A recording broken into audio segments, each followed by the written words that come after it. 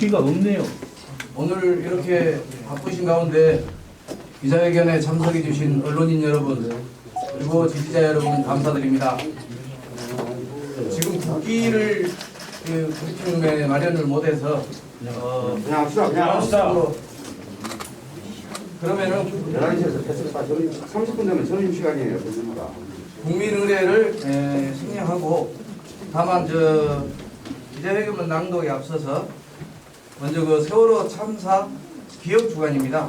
그래서 희생자들에 대한 묵념을 드리고 그 기자회견문을 시작하도록 하겠습니다.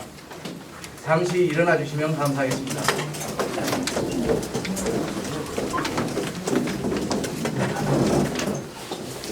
세월호 희생자에 대한 묵념을 드리겠습니다. 일동 묵념.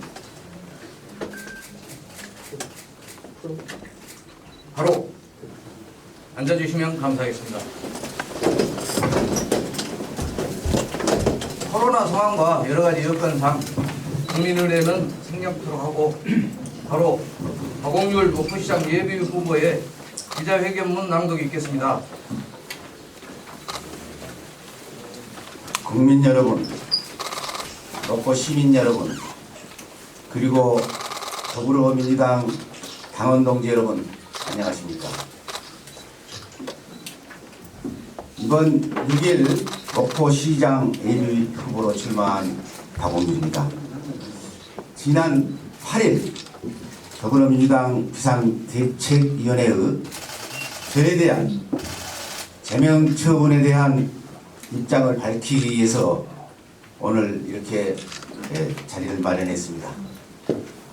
결론부터 말씀드리자면 더불어민주당의 비상대책위원회 책임을 물어 윤호중 비상대책위원장을 고발하고 절차를 무시한 부당한 결정에 대해 맞서 싸울 것을 국민 여러분과 목포 시민 그리고 양심 있는 우리 당원 동지들께 밝힙니다.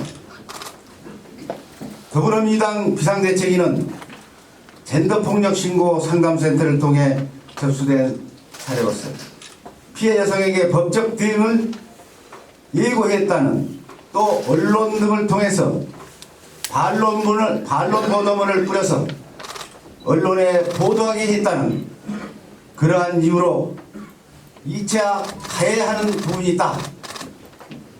이렇게 해서 저를 그러한 이유로 전격 군사작전 펴듯이 제명해버렸습니다. 이런 도저히 납득할 수 없는 비대위의 의결사항이고 결정입니다. 저는 이미 성추행 피해를 주장한 여성을 무고와 명예훼손, 공직선거법상 낙선 목적의 허위사실 유포, 이해 유도 매수죄 등의 혐의로 변호사를 통해 전남지방경찰청에 고소장을 제출해 이미 수사가 진행 중인 걸로 알고 있습니다. 그런데 돌연 더불어민주당의 비상대책위는 저의 너무나 당연한 정치인의 한 사람으로서 이번 출마자로서 당연히 정치적 반론권이 있고 헌법상 보장된 기본권상의 반론권이 있기 때문에 보지도 듣지도 못한 그러한 알지도 모르는 사람의 피소 사건에 대해서 반론권을 행사한 것을 마치 2차 가해인 양 포장해가지고 전격적으로 제명 처분했습니다. 1차 가해라는 사실이 확인되지도 않고 1차 가해는 없습니다. 바로 제가 1차 피해자요 2차 피해자인 것입니다. 분명히 말씀드립니다. 이번 성추문 3년 전이라는 기억도 할 수 없는 그 먼 날짜를 잡아서 성추문 사건이라고 포장해서 공천 공심위를 바로 앞둔 목전에 더불어민주당의 공천에서 배제 1번이 부동산 투기요, 2번이 성범죄요, 3번이 음주운전요, 이런 것을 악용해서 타임을 맞춰가지고 전격적으로 진정을 하고 한 사람의 건을 마치 사실인 양 사직당국의 조사 결과도 없고 저의 확실한 반론권 행사와 저와 동석했던 증인들의 증언, 그래서 저의 주장이 확실함에도 불구하고 저의 주장은 무시한 채 한편의 얘기만 손을 들어서 전격적으로 제명해버린 것입니다. 이거는 공당으로서 있을 수 없는 일입니다. 민주정당으로서 있을 수 없는 일입니다. 법적 절차를 밟아야 되고 소명을 해야 되는 겁니다. 그런 절차도 없이 징계 중에 가장 큰 징계, 중징계로서 제명 처분을 한 겁니다. 저를 축출한 겁니다. 이것은 감히 중앙 권력이, 의회 권력이, 정치 권력이 지방자치 선거에 있어서 지방 권력을, 지방자치를 말살하는 행위다. 이번에 비대위의 결정은 대한민국의 김대중 대통령의 지방자치 부활로 인해서 다시 시작된 이 지방자치를 말살하는, 공천권을 행사한다는 빌미로 지방자치를 말살하는 행위를 지금 범죄를 저지르고 있다. 저는 감히 이렇게 주장하고 싶습니다. 맞습니다.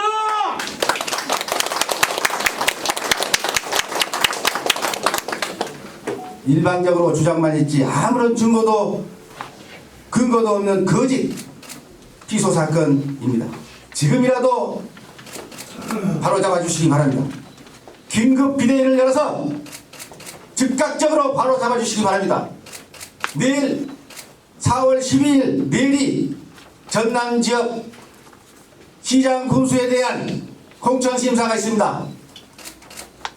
오늘 긴급 비대위를 열어서 다시 저에 대해서 재론해서 살려준다면 내일 저는 공심위에 나갈 수 있지만 전격적으로 의도적으로 이것을 나를 희생시키고 꺾어버리기 위해서 한 행위라면 아마도 그리하지 않을 겁니다.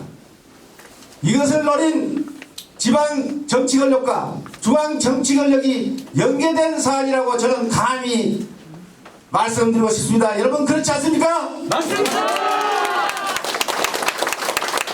저는 이에 이러한 상황을 전개한 비대위를 대표해서 윤호중 민주당 더불어민주당 비상대책위원장에게 책임을 물어 형사 고발할 계획입니다. 공정과 상식을 내세우고 있는 더불어민주당 비대위에 묻습니다. 목포시장 출마 예정자 가운데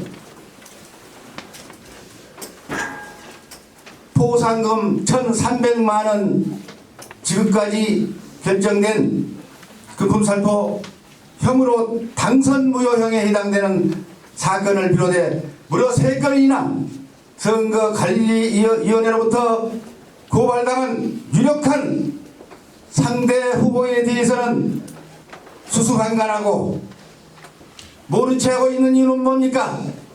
수없이 언론 보도가 나갔습니다. 민주당 비대위원장 비대위원들의 테이블에도 수없이 언론 보도가 테이블의 탁상에 올라가 있습니다. 그런데도 불구하고 당선 무효형에 해당되는 사람에 대해서는 비대위에서 심의조차 하지 않고 카더라 고소, 쪽지 고소 형식으로 3년 전 누구도 알 수 없는 그러한 내용으로 공작적인 선거 공작적인 그러한 정치 공작적인 행위를 한 그 사건을 부둥켜 안고 처리한 것은 더불어민주당이 앞으로 이 전국 지방선거가 올바로 가느냐 못 가느냐 하는 기로에 서 있다는 것을 감히 여러분들께 말씀드립니다. 동의하십니까? 네.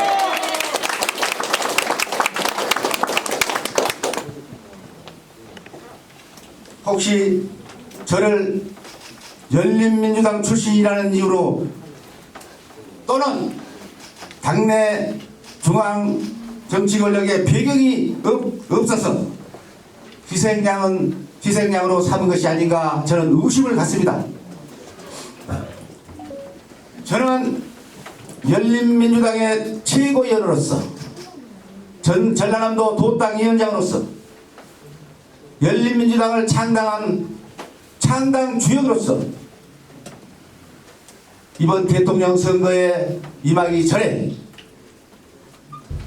2022년 1월 18일자로 진보정권의 재창출을 위해서 우리 당을 지지하는 200만 국민과 함께 당시 지지가 5.5%였습니다. 설득해서 수많은 절차를 거쳐가지고 더불어민주당과 합당을 했고 더불어민주당 대선 후보 이재명 당선을 위해서 배구정권하였습니다. 그런데 결과적으로 정치 공작에 속아 정치 공작에 선거 공작에 놀아나 저를 희생양으로 삼고 말았습니다. 다시 말해서 표창장과 훈장은 주지 못할지언정 토사구팽을 해버렸습니다. 이것이 과연 의리 있는 정당입니까? 열린민주당과 더불어민주당 통합정신을 어긋나는 파렴치한 행동입니다. 이제 더불어민주당의 비대위 위원 여러분들은 대우각성하시기 바랍니다. 국민 여러분 그리고 목포시민 여러분, 목포시장 예비 후보에게 가장 무겁고 무서운 제명이라는 중징계를 내는 것은 정치적 배후가 작용했다 저는 보고 있습니다. 저는 더불어민주당과 뜻이 같습니다. 그러나 비상대책위원회의 제명처분 철회를 위해 강력히 투쟁하겠습니다. 마지막으로 진실의 법정에는 공소시효가 없다는 말이 있습니다. 박홍렬이 억울한 이 정의, 억울한 점이 반드시 밝혀지리라고 믿습니다. 감사합니다.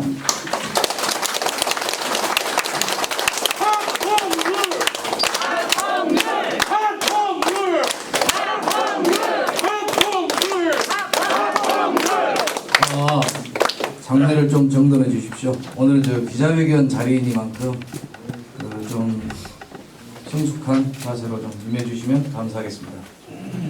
이어서 참석하신 언론인 여러분들의 질문을 받는 시간을 갖도록 하겠습니다.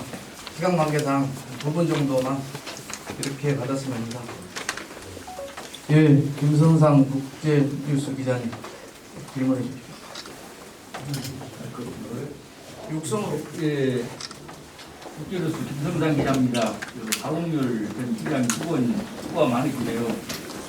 지금 현재 중앙당 비대위에서 그 후보님의 그 소명도 제대로 안 받아주시고 또 여러 가지 보도 자료에 외에 하실 말씀 있으실 것 같은데 소명을 중앙당 비대위에서 안 받아준 이유를 보도자료에서 안 나가시면 소상히 한번 밝혀주시고, 두 번째, 6일 지방선거가 지금 채 45일 정도밖에 안 남았어요. 향후 후보님의 향후 오늘부터 이후로 향후 일정이 어떤 것이란가. 그래서 지금 우리 도민들과 시민들이 상당히 관심이 많으십니다. 그 부분에 대해서 후보님께서 이 자리에 대해서 말씀 한번 해주시기 바랍니다. 일단 징계를 하려면은 아무리 비상징계, 비대위가 하는 징계라 하더라도 당연히 당사자는 불러서 소명을 받고 서면으로 받든 직접 육성으로 받든 받는 것이 절차고 도리입니다. 이것이 군사법정도 아니고 군사법정에서 재판에서 그냥 총사령을 처리하듯이 그런 군사법정식의 의견이나 결정은 있을 수 없습니다. 민주정당이요 동당이라고 자처하는 정당에서 전통 야당 더불어민주당 있습니다. 이제 비대위의 잘못을 우리 상무위원회도 있고 또 전국 중앙위원회도 있고 합니다. 저는 중앙위원회 더불어민주당의 중앙위원입니다. 거리당원입니다. 그리고 열린민주당의 최고위원이었습니다. 같이 합당을 더불어민주당과 열린민주당 최고위원 다섯 명이 같이 모여서 합당 합의 추인을 하고 사진을 찍었습니다. 그 10명 속에 10분의 1 속에 들어있는 박홍률입니다. 어떻게 설사 우리 시민, 서민의 한 사람이라 할지라도 귀하게 여겨야 될 더불어민주당의 비대위가 그리고 현재 여론조사 기관 공신력 있는 방송사 등에서 여론조사에서도 제가 아시다시피 제일 선두를 달고 있지 않습니까? 이거는 선두를 달리는 시장 후보를 시민들에게 아무런 말도 없이 잘라버리는 것은 정말로 어만불손하다.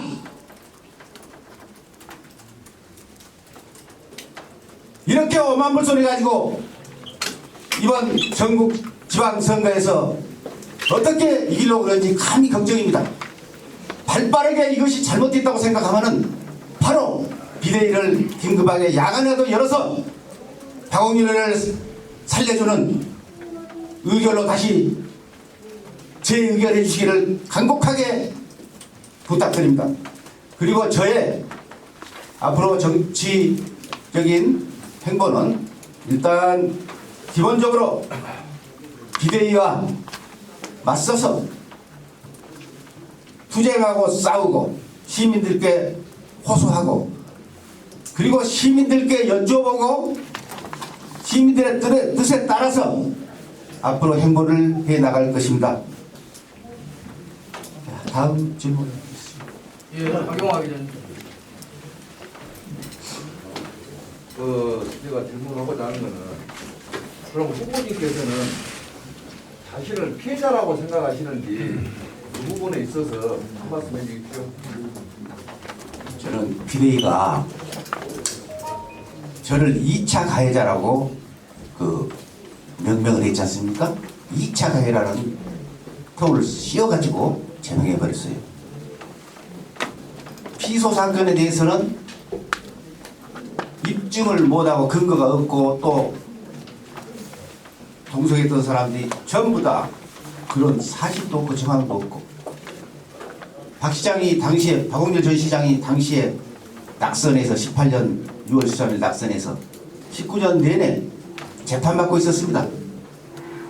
상대방이 고소를 12건을 해서 재판받고 있었습니다. 그래서 중형이 떨어진다는 얘기가 있습니다. 아시다시피 저 케이블카 만들었다는 그런 제가 법조 공부를 했다고 해서 저를 징역 1년을 검찰이 구형했지 않습니까? 저는 시정이다. 시정의 일환이다. 그래서 개정의 정이 없다 해서 검찰이 반성의 정이 없다 해서 저를 징역 1년을 구형했습니다. 결국은 70만 원으로 사법부가 판결을 해줘서 제가 지금 다시 시장에 출마할 수 있었습니다. 그런 상황 하에서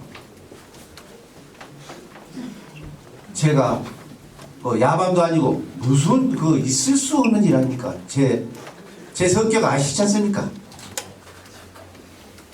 네. 예, 충분히 소명이 된 것 같습니다. 그래서 저는 제 자신이 1차 가해는 그 선거 공작용으로 진정을 넣어가지고 저를 괴롭히고 그 보도가 나간 고소장을 고소한 사람이 복사해서 줘가지고 바로 즉각 보도가 나왔다 하는 얘기를 들었습니다. 그것이 1차 피해요. 2차 피해가 바로 비대위가 박홍렬이를 2차 가해로 명명해가지고 저를 제명한 이 부분이 저는 2차 피해자죠. 저는 피해자입니다. 다른 사람이 제가 피해자입니다. 정치적, 명예적, 인격적 모든 측면에서 피해자입니다. 이 피해는 시민들에게 돌아간다. 시민들에게 선택권을 줄 수 없는 상황을 만드는 것이 가슴 아프다. 이런 말씀을 드립니다. 예, 네. 그러면은 저 시간 관계상 마지막으로 우리 저 황순승 기자님의 질문을 받고 다들 뭐 하실 말씀 많으시겠습니다만 시장님, 네. 여기 제일 중요한 것은 저희들이 궁금한 것은 당시 3년 전 아까 기억을 못 하신다고 했는데 제가 한 가지가 궁금한 게 그 3년 전에 이분들을 만나긴 했는데 그런 발언을 한 사실이 없다 이걸 주장하신 겁니까? 아, 그렇죠. 예. 만나 식사 자리는 같이 했습니다. 기억해보니까 식사 자리는 했고, 근데 이런 발언을 뭐 여기서 입에 담기 그렇습니다. 너무 적급해서. 그런 사실이 없다. 예. 여러분 다시 말해서 워딩으로 나를 이렇게 진정을 한 거예요. 워딩, 단어로, 단어로 뭐뭐 됐다, 뭐한다 이런 식으로 예, 이상으로.